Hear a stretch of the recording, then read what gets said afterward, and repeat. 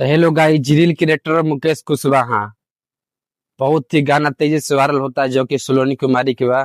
आप लोग के हम गा के सुनाओ तनी, बहुत ही अच्छा गाना बा। और गाना सुन के कमेंट में जरूर बताइम जा कि जाता रु पढ़े बेटी छोड़ के दुआरिया, कि जाता रु पढ़े बेटी छोड़ के दुआरिया, गिरे मत दीह बेटी पापा के पगरिया, गिरे मत दीह बेटी पापा के पगरिया, कि जाता रु पढ़े बेटी छोड़ के दुआरिया, कि जाता रु पढ़े बेटी छोड़ के दुआरिया, गिरे मत देह बेटी पापा के पगरिया, गिरे मत देह बेटी पापा के पगरिया, बाउर भइल बाटे सब कर नजरिया, बाउर भइल बाटे सब कर नजरिया, गिरे मत देह